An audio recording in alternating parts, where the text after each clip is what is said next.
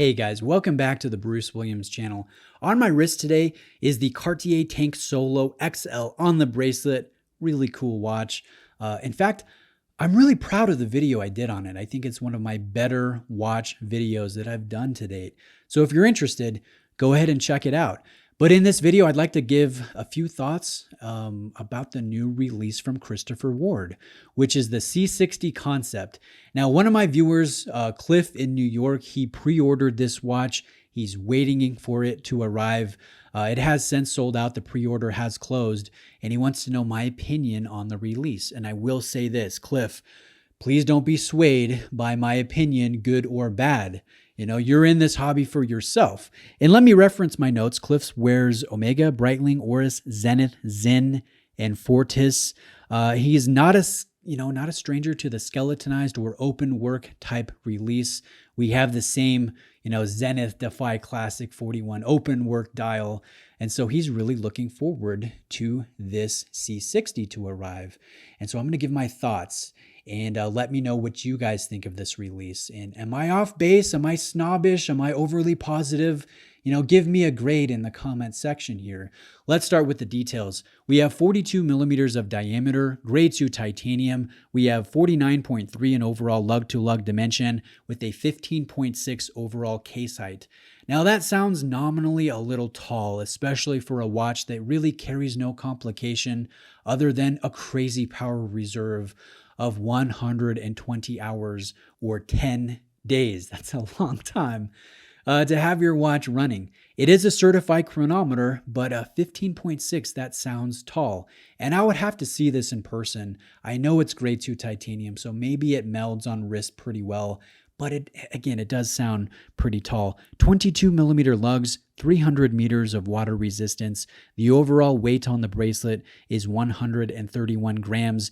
And this one is truly limited to 210 units. Now it's truly limited, unlike Seiko or Omega when they do a limited edition of like 7,000 units. And that makes me chuckle. I'm like, why did you even go through the trouble of calling this a limited edition? No, this Christopher Ward 210 worldwide and already sold out. That's limited. It is individually numbered on the back of the watch, and you guys can see an exhibition case back where you can look at the SH21 caliber. We have 31 joules, 4 hertz, or 28,800 beat per hour. This carries some hand-finished components, which is refreshing to see at a sub $5,000 price segment. Again, 10 days of power reserve or 120 hours. In low light, I think this looks so dang cool. And anytime you have a dive watch, it better look great in low light. This one has SLN X1 C1 Superluminova mixed with Global Light XP. That is the orange 3D triangle that glows in low light. So I think that looks really great. Really cool. I like when brands do things different, take a little bit of risks, so to speak, and they're not doing predictable releases, retro-inspired divers, green dialed iterations, homages to Rolex and Omega. No, this one doesn't follow the rules, and I kind of like that. Again, I like when brands do different things, non-traditional things, when they do in-house stuff, when they're introducing value by working with, companies like Chronometer SA for some of the movement components and finish work. I think that brings some added value. And again, I like it. I like the fact that you can get it on a bracelet. If you're a bracelet fan, you can get it on a strap if you don't care for the bracelet and you want to save a little bit of money. I like the Lume bezel. I like the Lume logo on the dial. I think overall, this is a fun release. It really is.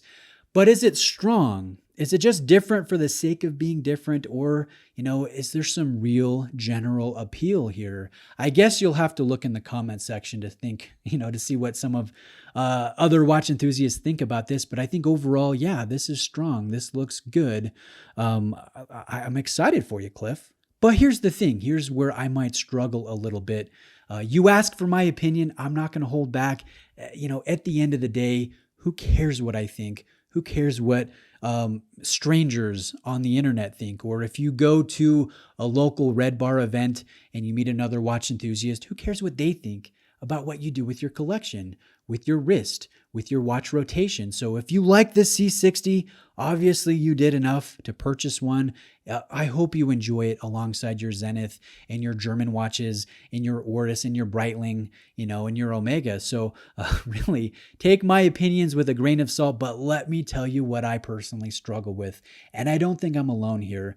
And what it comes down to is brand perception, how they market themselves, their overall image. Because when you buy a watch, in part, you're just buying a product, but you're also buying into that brand and what they represent. And I think some watch enthusiasts have comfort levels. Like, if I have $5,000, I'm going to buy a watch that says Breitling or Omega or Zenith or Grand Seiko or Rolex or Tudor. We have these brands that we're comfortable with. And if it's an unexpected brand, we're hesitant to spend that money, as silly as that may sound.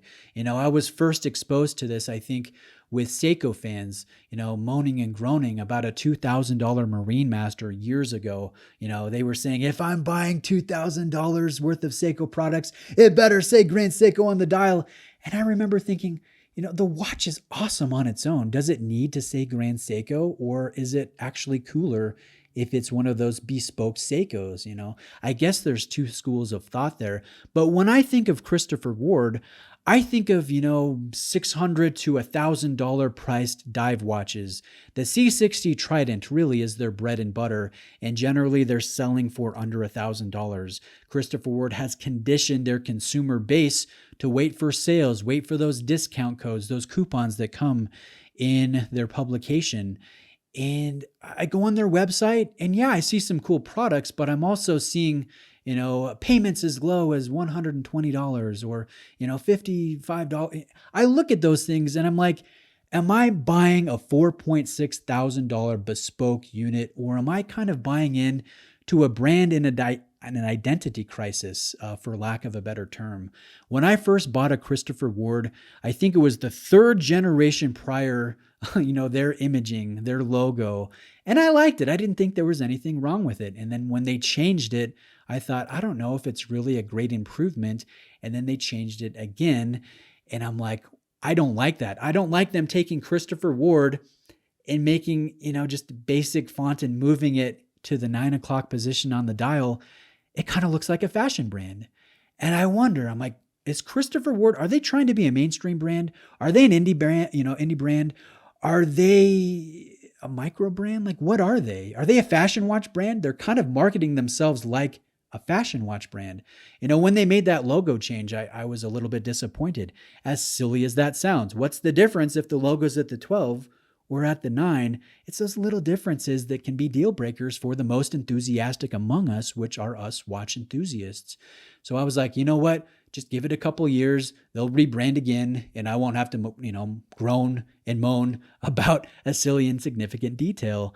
But they haven't yet. And so I wonder, what are they trying to be? Are they a fashion watch brand? Are they an independent brand? Are they a mainstream brand?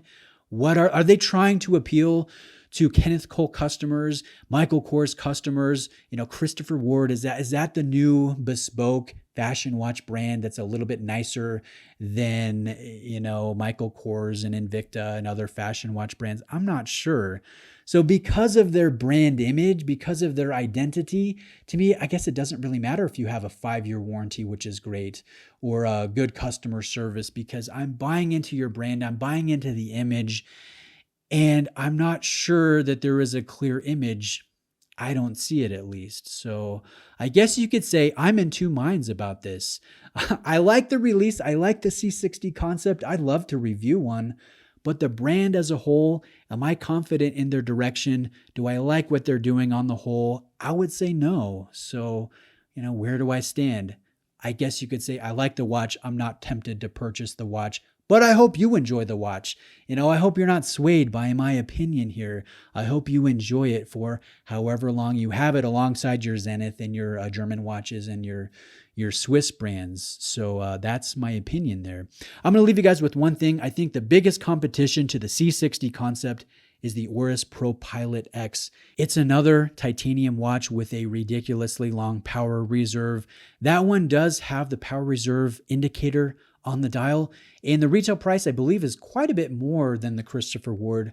but the average going rate from an authorized dealer or on the secondary market is almost identical, and in some cases a little bit cheaper than this sold out price of $4,655 for the bracelet option of the C60 Concept. And so I think those are the main two at that segment. And which one do you guys like better? What do you think of this release from Christopher Ward, and what do you think of them as a brand? Are they a mainstream brand? Are they a fashion watch brand? Are they an indie brand? What are they? I'm a little bit not sure myself. So I'm looking forward to reading the comment section. So thanks for watching. Have a great day. I'll see you next time.